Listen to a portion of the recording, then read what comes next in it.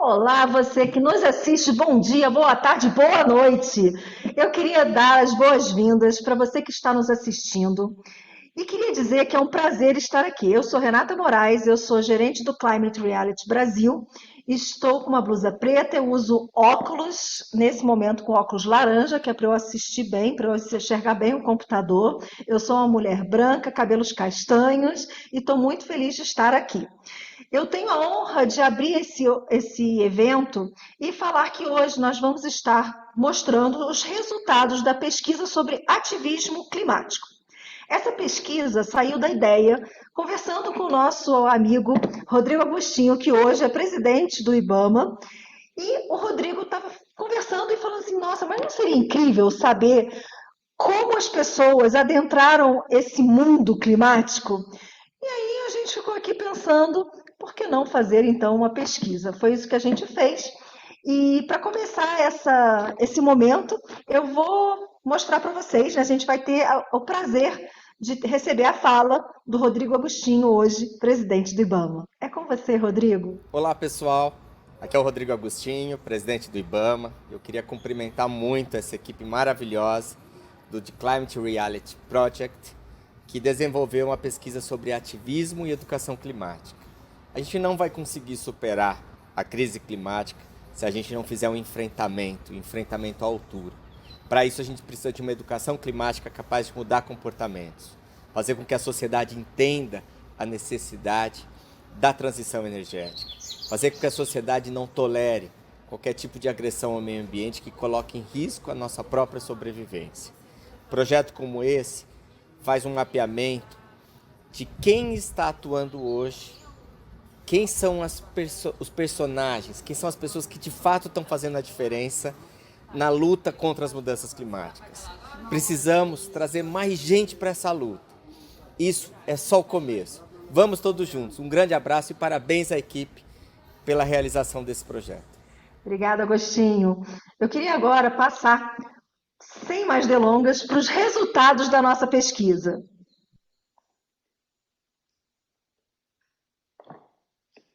Olá a todos, me chamo Luan Werneck, sou analista de projetos júnior aqui no The Climate Reality Project Brasil. E é uma honra que a gente possa estar finalmente apresentando para vocês o resultado da pesquisa Ativismo e Educação Climática. Estudo sobre o perfil do ativista climático brasileiro e o impacto da educação em sua formação.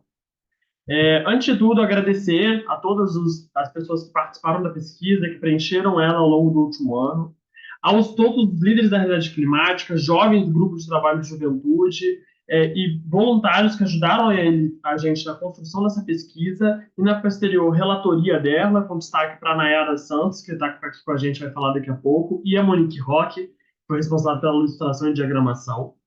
E eu queria contar um pouquinho antes da gente seguir os resultados, como foi feita essa pesquisa e qual foi a metodologia utilizada. O objetivo dela, como a Renata já explicitou, era compreender qual que é o perfil do ativista climático brasileiro, qual o impacto que a educação tem na sua formação e no seu desenvolvimento como ativista.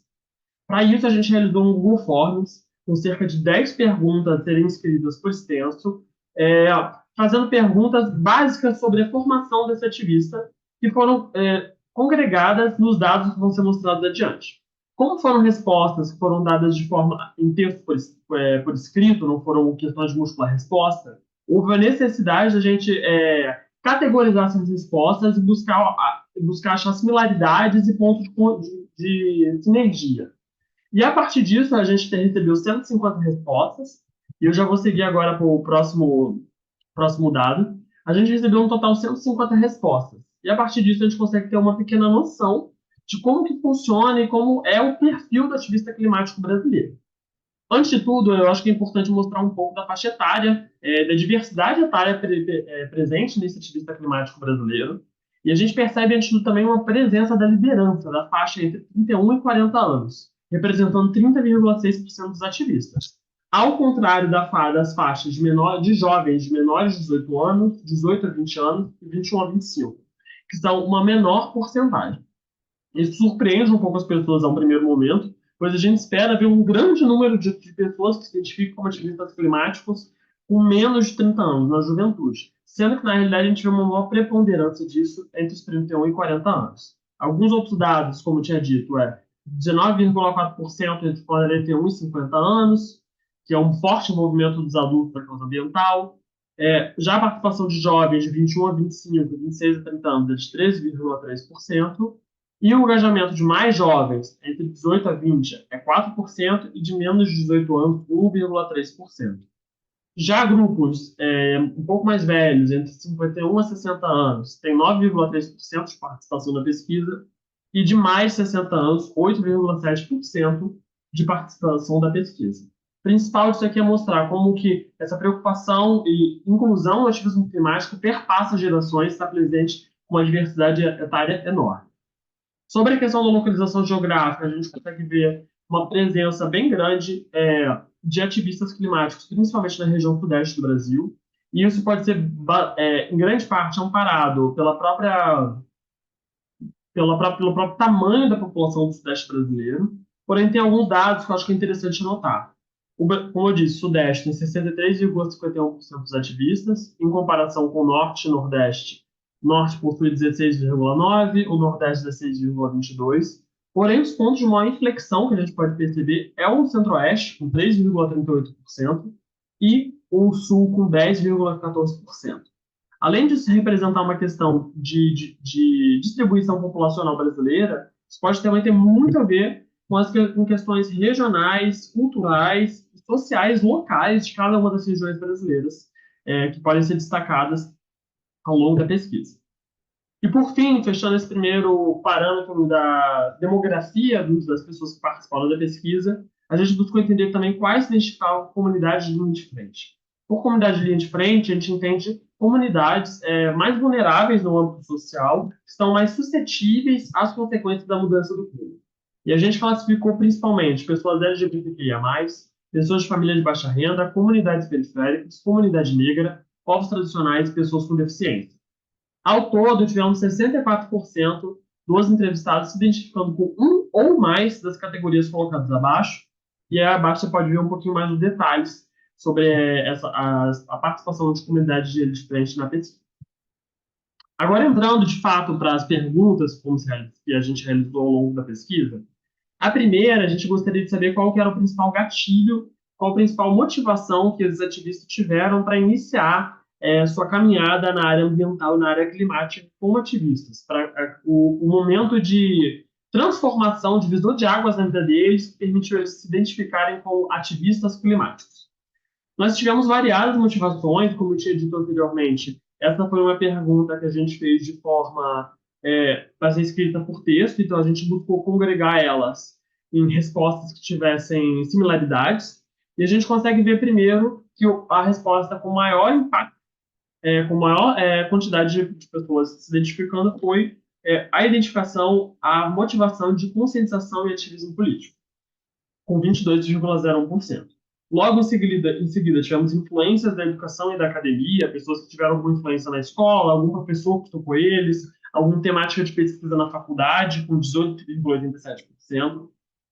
E para cima, com 15,72%, atuação profissional e voluntariado. Pessoas que começaram a se identificar como ativistas ao entrarem em voluntariado de alguma organização não governamental ou começarem a realmente atuar profissionalmente na área de mudanças climáticas e meio ambiente. Entre outras questões que foram explicitadas, mas que têm menor porcentagem de identificação, tem eventos e experiências pessoais significativas, como o impacto por enchentes, algumas pessoas perderam casas ou familiares ou itens pessoais por conta de enchentes, perda da casa durante alguma chuva e assim por diante. Exposição a mídia de documentários, muitas pessoas tornaram mais conscientes, por exemplo, a partir de documentário ou de redes sociais, jornal e assim por diante, começou a fazer eles perceberem o impacto da mudança climática no mundo e quão é importante agir diante disso. Conexão com a natureza e espiritualidade, com 8,81%, onde a gente pôde ver realmente o interesse dos jovens, dos ativistas, né, que preencheram em alguma porcentagem de começarem esse ativismo climático como compromisso com a própria fé e uma conexão com a natureza, que vem como algo muito importante para a vida na Terra. Influência familiar e comunitária, com 5,3%, eventos globais e movimentos sociais, com 0,03%, e, por fim, outros, com 4,40%. Esse conjunto de motivações, ele sublinha a complexidade do ativismo climático, que evidencia que a mobilização em torno de questões climáticas é influenciada por uma ampla gama de atores, fatores, experiências pessoais, profissionais e sociais. A segunda pergunta que a gente realizou foi qual a principal forma preferida por esses ativistas climáticos de realizar esse ativismo. Como eles acreditam que o trabalho deles poderia impactar da melhor forma? Qual estratégia, qual método de ativismo eles utilizam que eles acreditam que possa ser o com maior impacto a curto, médio ou longo prazo? A gente, de cara, já vê a comunicação digital liderando com 27,3% da pesquisa, seguido com uma diferença de mais de 10% com voluntariado em organizações não governamentais.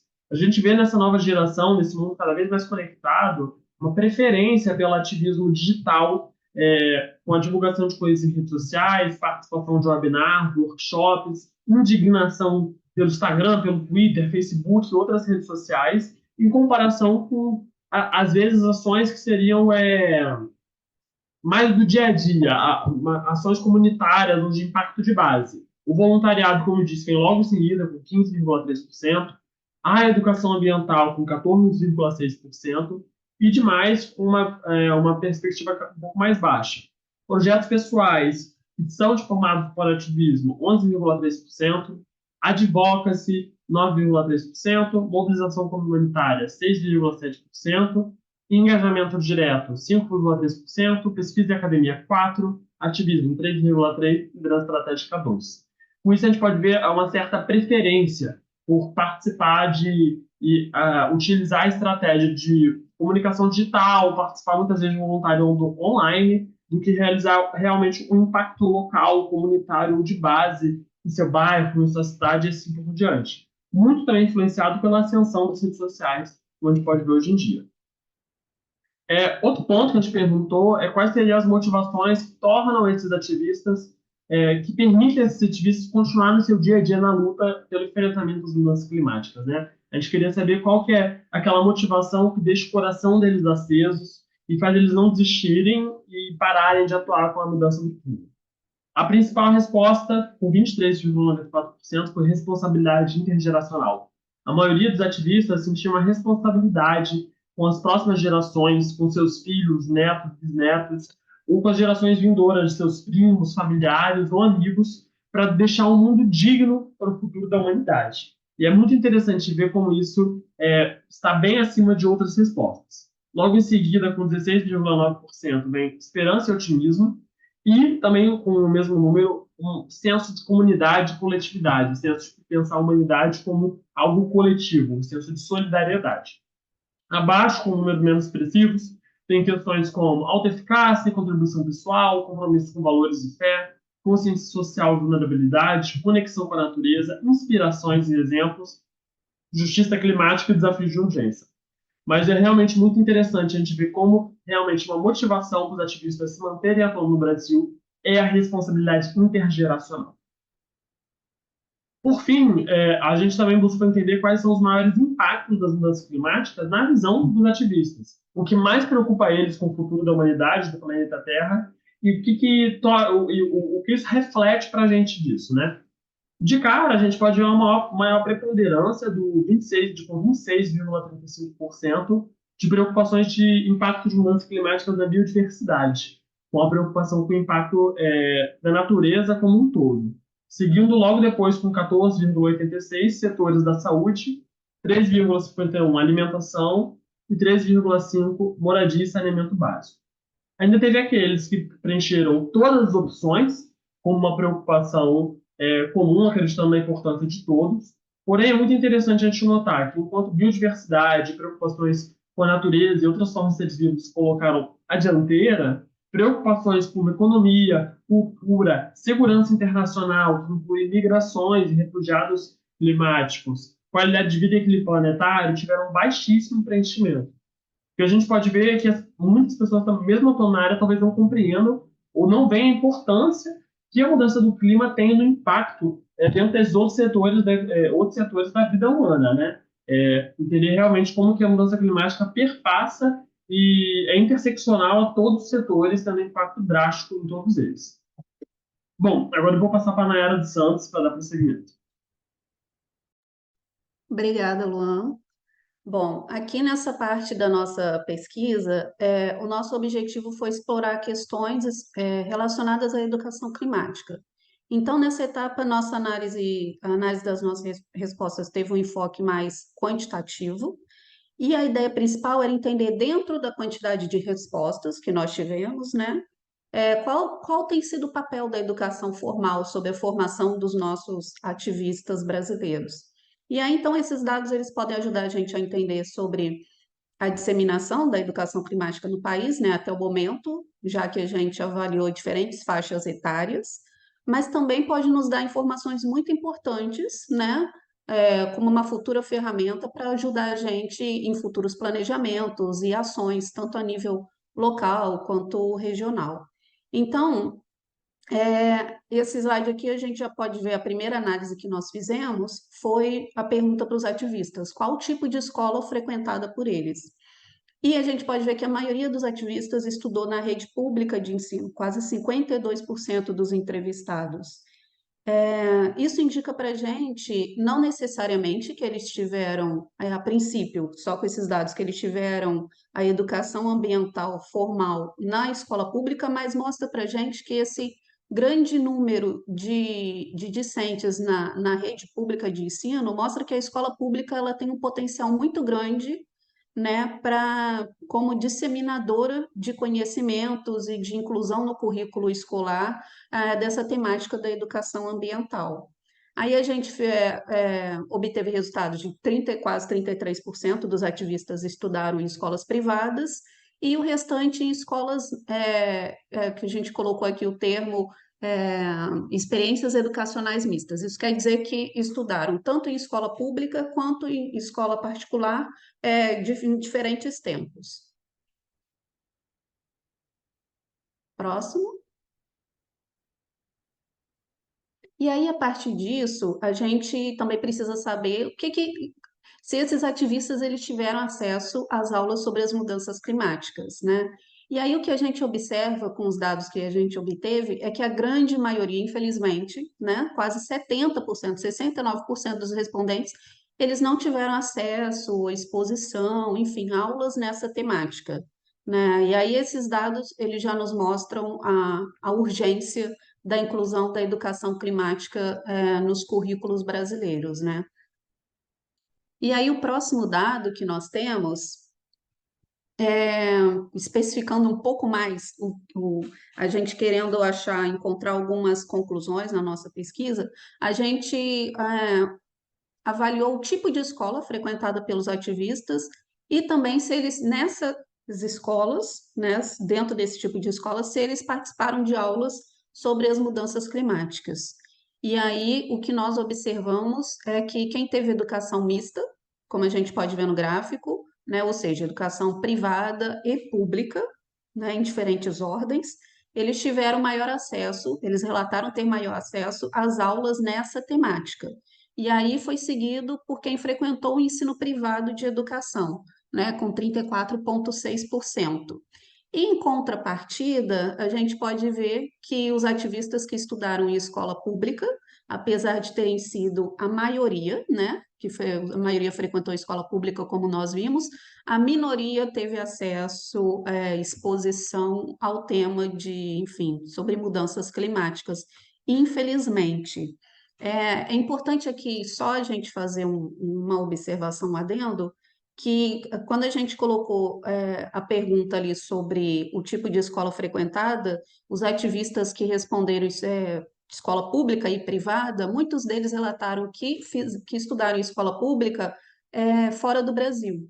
Então, quando a gente vai fazer algumas conclusões, avaliações, interpretações sobre esses dados especificamente, a gente tem que tomar um pouco de cuidado para não relacionar diretamente ali com a educação pública brasileira, ok? Mas, de qualquer forma, o que a gente avalia aqui é a necessidade, né?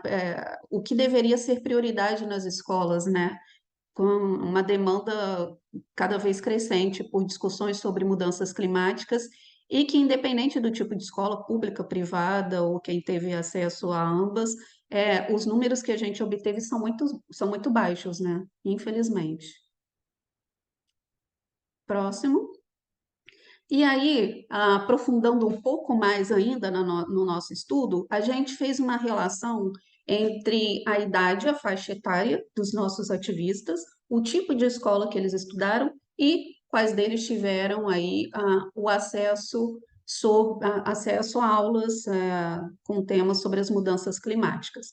O que a gente pode ver aqui é que os jovens adultos, né, a partir dos 21, 25 anos, em diante, né, os adultos e quem está na terceira idade, eles não tiveram, a maioria não teve acesso à educação climática, não foram expostos a essa temática. Por exemplo, a gente pode observar o nosso maior grupo amostral aqui na faixa etária de 31 a 40 anos, que a maioria estudou em escola pública, né, e mais 39% não teve acesso à educação climática.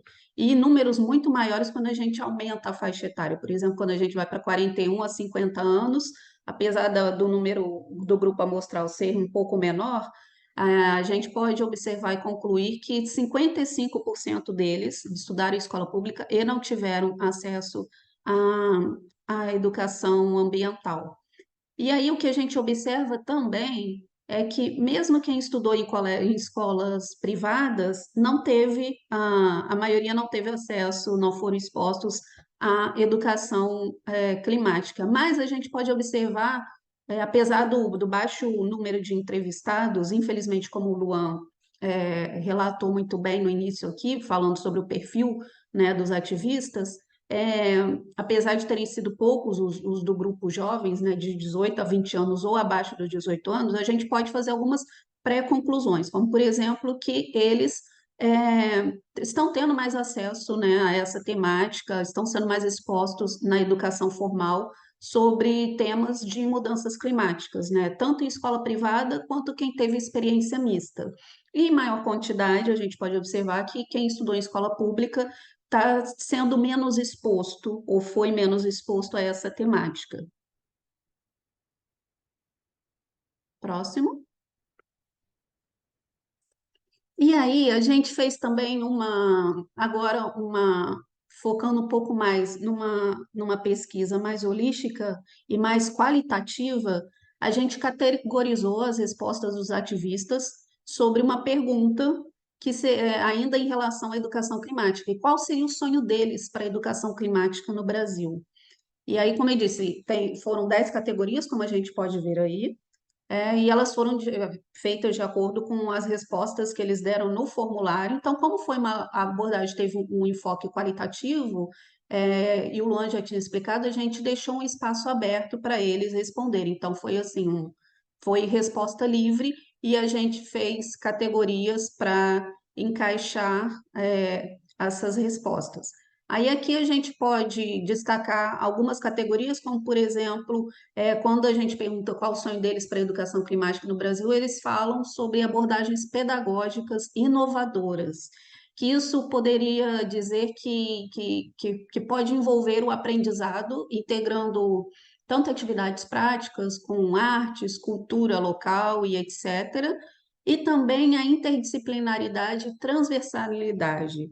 É, eles gostariam que tivesse esse enfoque, essa integração nas disciplinas no ensino formal.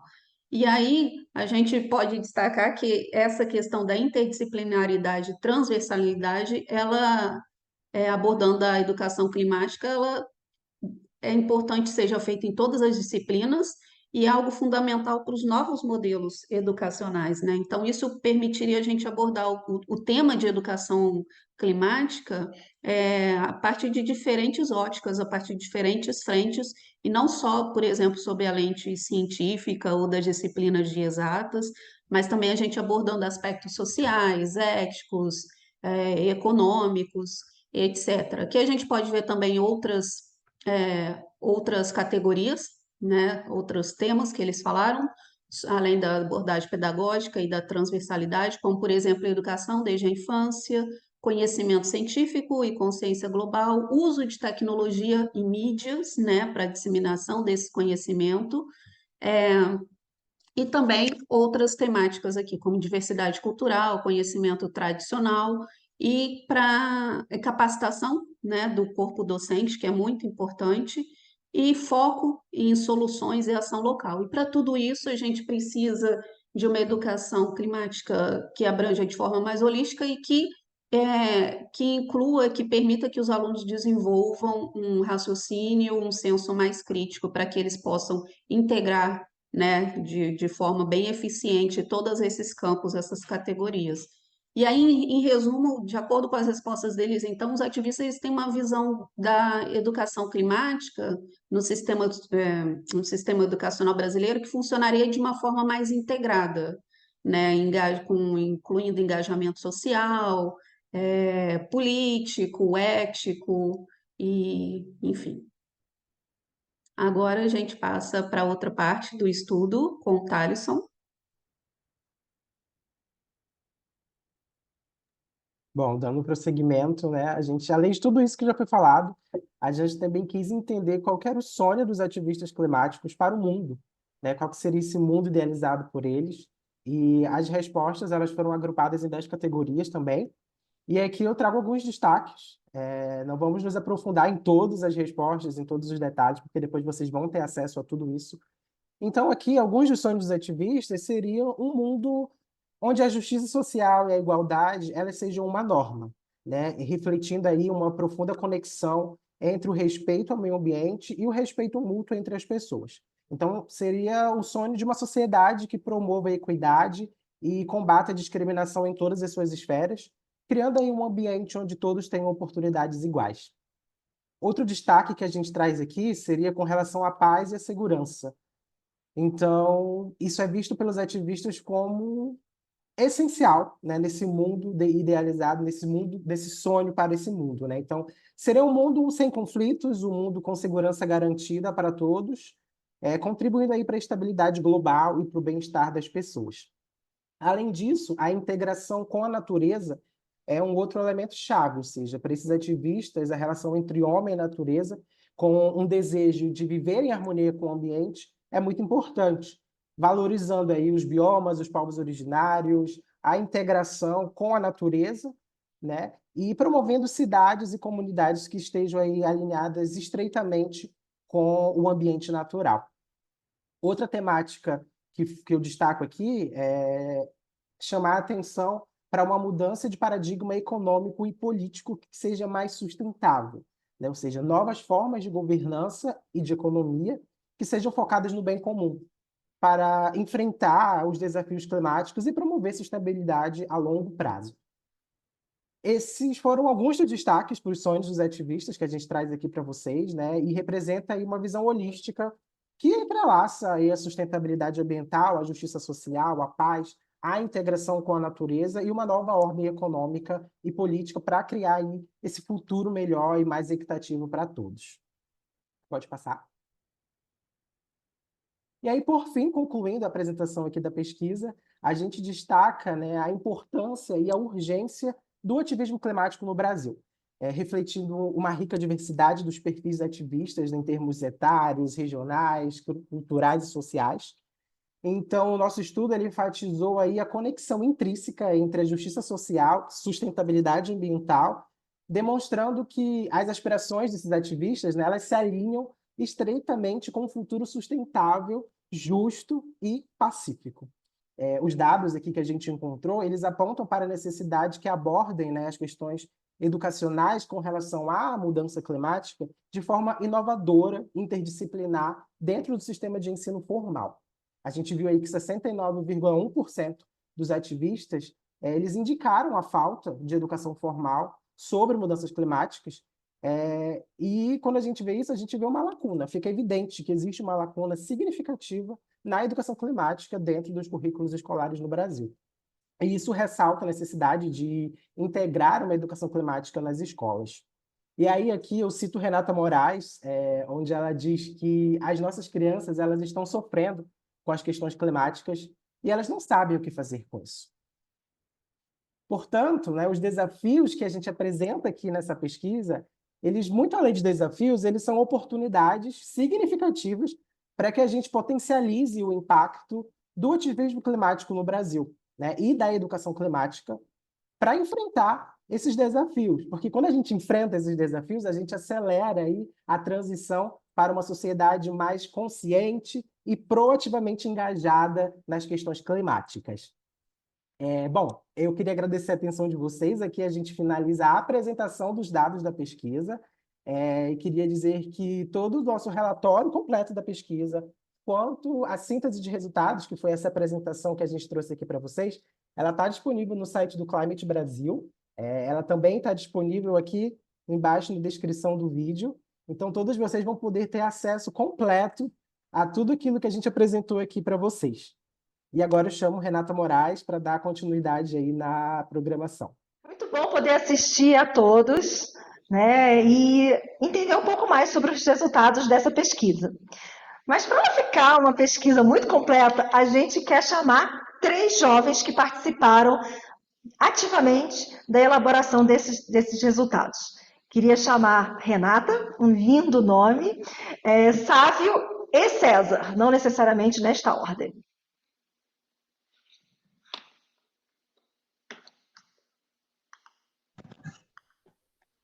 Olá a todos, bom dia, boa tarde, boa noite para todos que estão assistindo.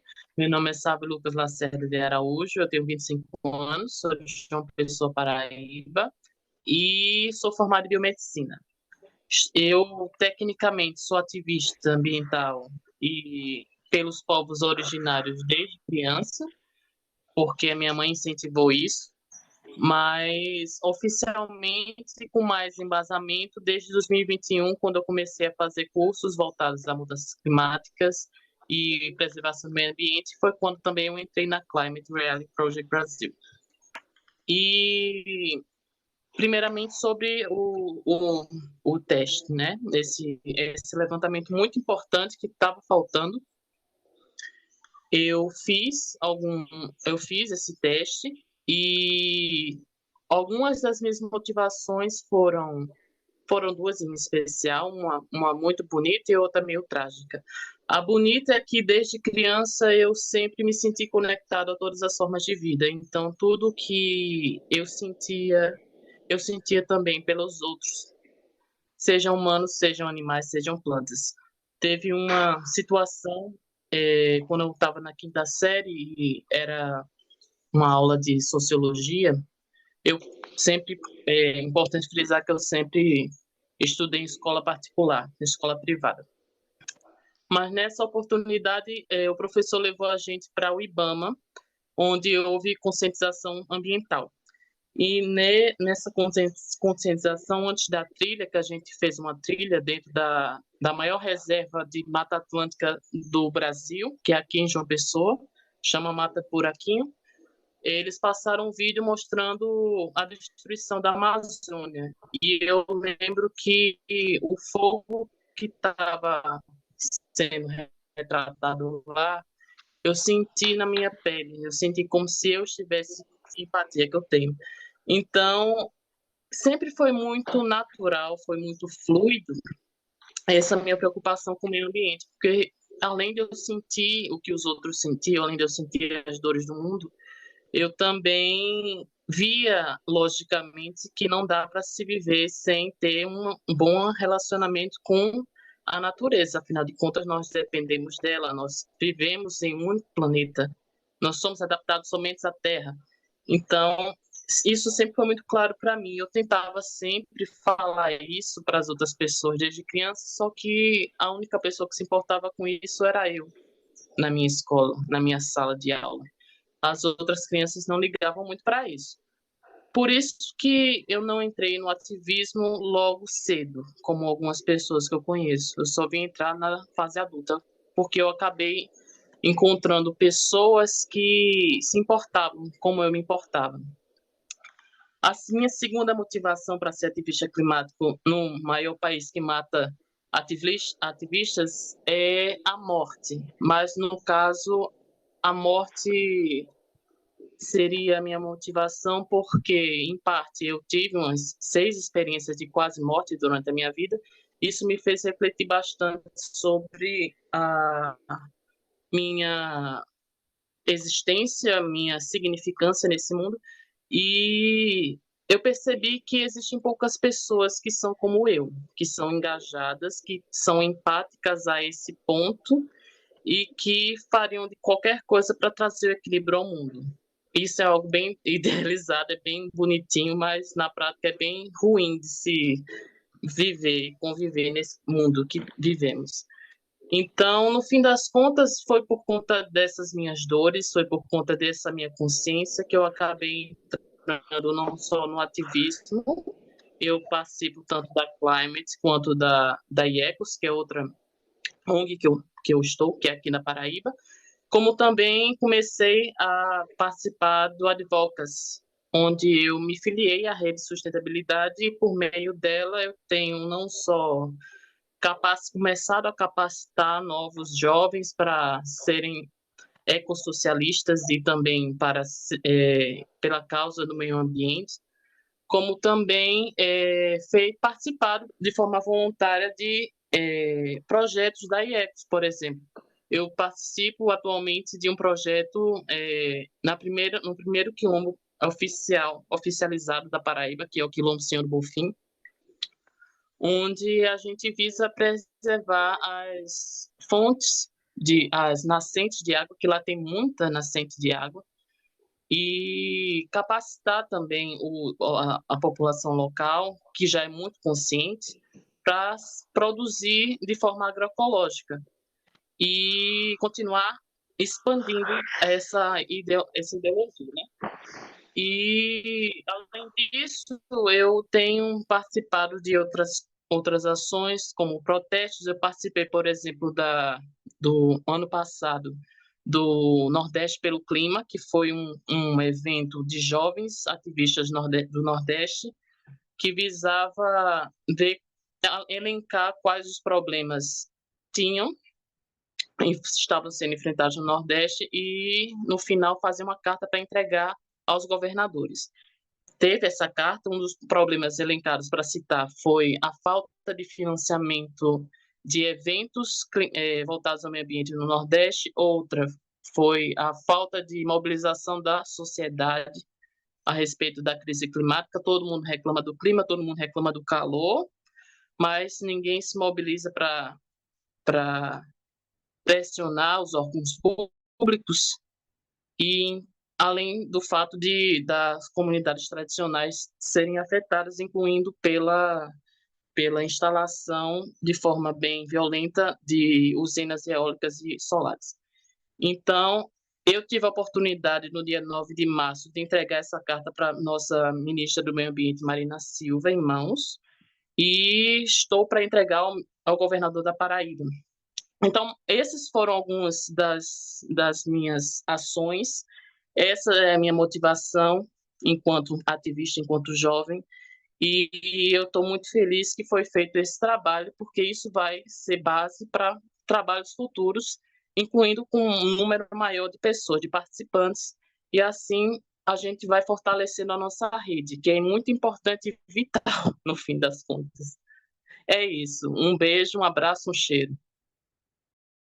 Oi pessoal, aqui é Renata Padilha, eu falo aqui do Rio Grande do Sul, faço parte do Climate Reality Project e também do Eco pelo Clima, núcleo regional do Fridays for Future aqui no sul do nosso país. Eu fui convidada para falar um pouquinho sobre o que eu achei e quais são os meus pensamentos a partir desse grande relatório maravilhoso e tão necessário que lançou recentemente. E bom, vamos lá! Claro que o relatório inteiro tá perfeito, tá incrível, a gente consegue ver diversos dados que dizem muito sobre a nossa realidade, mas eu resolvi focar em 3 deles. Vamos falar sobre eles. Então, o primeiro dado que eu queria trazer é sobre a questão da idade. Qual é a idade dos nossos ativistas climáticos no Brasil atualmente? E a gente consegue ver uma grande maioria sendo o pessoal ali mais velho, dos 35 para cima, 35, 50, 60 anos, enquanto a juventude ainda segue engatinhando para o ativismo climático. E aí, gente, eu gostaria de trazer um ponto de reflexão, que é algo que me traz muita ansiedade climática, que é o quê? Eu faço conteúdos para as redes sociais, principalmente lá no TikTok. E sempre quando eu posto alguma coisa, vem o pessoal e fala: ai, Renata, mas o mundo tá acabando mesmo, então eu não vou fazer nada. Nossa, logo quando eu sou jovem, logo quando eu sou adulto, o mundo vai acabar. Isso me preocupa, porque tira a responsabilidade das pessoas de fazerem alguma coisa e distancia as pessoas do movimento climático. Então, a gente, né, que tá nesse meio, é pensar de que forma a gente pode trazer essas pessoas. O segundo dado que eu queria trazer é em relação a onde que tá esse pessoal. A gente consegue ver que lá no norte tem uma galera expressiva, organizada para lutar, para combater a crise climática, enquanto aqui no Rio Grande do Sul são 10%. E eu resolvi trazer esse dado porque realmente, gente, é muito difícil de engajar as pessoas aqui. Não é à toa que quando a gente vai para conferências internacionais, quando a gente vai para as COP da vida, para a Youth Assembly, a Assembleia da Juventude, tem uma pessoa do Rio Grande do Sul, 2 pessoas do Rio Grande do Sul, enquanto nós aqui, ainda assim, temos diversos problemas, principalmente em relação ao pampa, à agropecuária, ao avanço da soja, enfim. Então, fica aí um alerta para nós do Rio Grande do Sul seguir trabalhando para engajar esse pessoal. E o terceiro dado que eu queria trazer é em relação ao que esse pessoal está fazendo para combater a crise climática de fato. Ali a gente consegue ver que o maior de todos, ali em primeiro lugar, está sendo a questão da comunicação. Eu, como comunicadora, acho isso muito incrível, é muito maravilhoso. A gente precisa realmente comunicar sobre a crise climática, porque muito do estado que a gente está agora veio por não comunicarem sobre isso, por abafarem, colocarem ali por debaixo do tapete.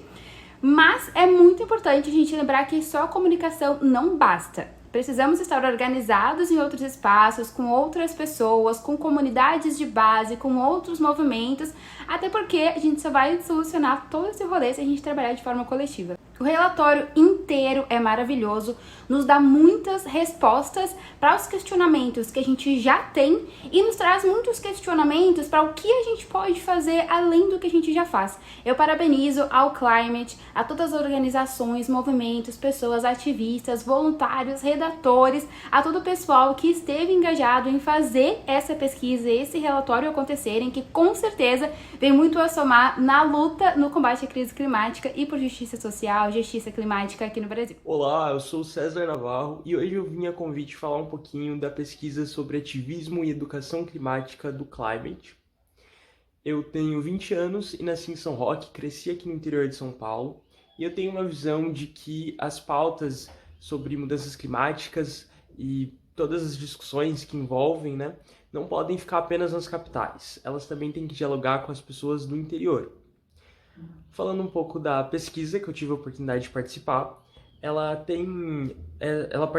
parte da visão, ela conta com participantes de diferentes lugares do país, das 5 regiões. Então acho que ela já começa dialogando um pouco com essas diferentes visões e realidades climáticas. E além da diversidade regional, a pesquisa também conta com pessoas de diferentes faixas etárias. Ela parte do princípio de buscar entender por que essas pessoas tão diferentes acabaram se engajando com a causa das mudanças climáticas, se interessando em tentar fazer alguma diferença em qualquer âmbito que elas atuem. E claro, focando em entender como o processo educacional, a formação dessas pessoas ajudou elas a tomarem essa decisão. Eu não gostaria de dar nenhum spoiler sobre a pesquisa, afinal você pode acessar ela e ela tem vários gráficos mostrando os dados de uma forma muito interessante. Mas eu gostaria apenas de citar alguns dados. A gente percebe que a formação climática nas escolas, os conteúdos climáticos, eles aparecem de uma forma bem defasada nas instituições públicas, que são a maior parte das instituições do país. E elas aparecem de uma forma muito menor também nas gerações passadas. Apesar de um pouco mais presente nas gerações atuais, ela ainda não aparece na totalidade das instituições, o que ainda nos mostra que mesmo as pessoas mais jovens ainda se formam da escola sem a exposição de conteúdos sobre o meio ambiente e as mudanças climáticas e toda a urgência da crise que a gente está passando. É claro que a pesquisa busca entender como esses ativistas são criados para que a gente possa pensar em futuras gerações com mais ativistas e pessoas engajadas com o clima.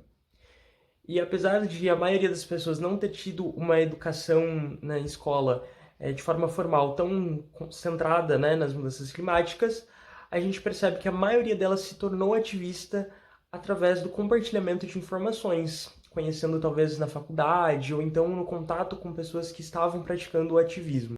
Atualmente, a mobilização climática exerce um papel importante de dar voz a pessoas que não são ouvidas e trazer à tona esse tema que às vezes passa despercebido.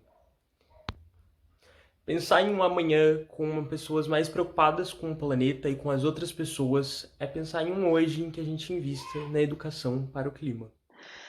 Bom, minha gente, é isso. Queria agradecer demais a quem proporcionou essa pesquisa, quem respondeu essa pesquisa, quem pensou nessa pesquisa, quem nos ajudou a organizar essa pesquisa, todo mundo que de alguma forma esteve envolvido com essa pesquisa. Queria agradecer também a você que está aqui nos assistindo e queria dizer também que a nossa pesquisa não para por aí, né? Não para por aqui. Por favor, aqui embaixo, na descrição desse vídeo, vai ter um monte de informação, você vai ter acesso ao documento, você vai ter uma outra pesquisa, você vai ter vários contatos para você falar, conversar, se você quiser conversar alguma coisa. Então, por favor, assista de novo a esse vídeo, né? Nos veja, nos siga nas redes sociais e também vai lá, baixa a publicação e saiba mais sobre o que o ativista, né, o jovem ativista, o novo ativista, o velho ativista, quer saber e faz sobre ação climática. Muito obrigada.